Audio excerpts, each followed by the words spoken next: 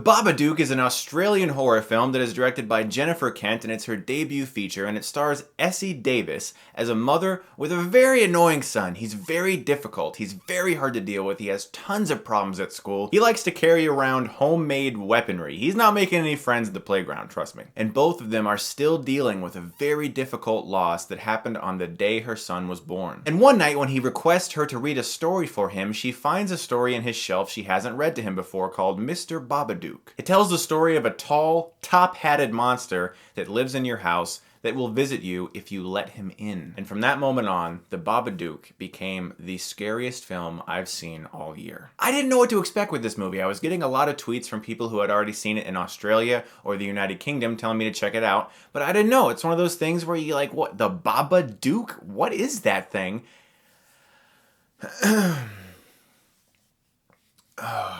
I'm well versed in horror. I love horror movies. I watch all different types. Bad, good, theater, DVD, whatever. I love scary films. This film truly unsettled me to my core.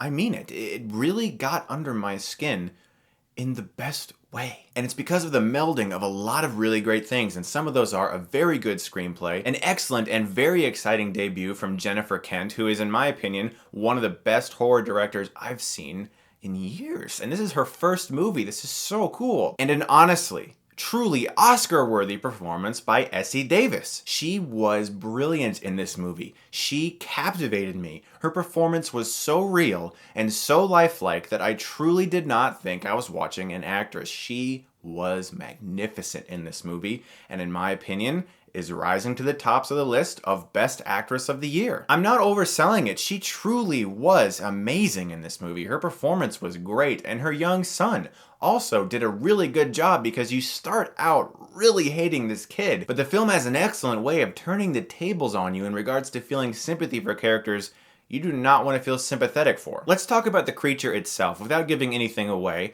It's practical. It is frightening. It is disturbing because it is not overly shown. There are no stupid, loud jump scares, and there is no over-reliance on gore. This is a straight-up, unsettling, disturbing, psychological thriller. And this creature? I was looking in my closet last night. I'm serious. I was reverted to a little boy, and that is because of excellent directing and cinematography and use of sound. Her performance sells it so well. The music and the sound effects of this movie are so incredibly disturbing that it just creeped me out. But there is something that a lot of viewers may not pick up on, and that is the fact that this is not just a monster movie. This is a movie about grief, about depression, and about how that can affect you. There are two different schools of thought when it comes to this movie, and I'm interested in seeing what the overall viewer thinks when they leave this movie, because a lot of people may view it just as a straight-up monster movie. Others, who are looking deeper under the surface, are going to see a lot more depth to be found, and it is very smart. In fact, it's masterful, because there's a lot of metaphorical imagery in this movie that can lead you to think certain things may be happening, certain things might not be happening. And like I said, I'm not going to get into any spoilers here. I'm just going to tell you this is a very smart horror movie. It's the kind of movie that is not just about something that goes bump in the night. It's about the scariest thing that goes bump in the night. Your past, your family, the people you care about, things that can affect your mind.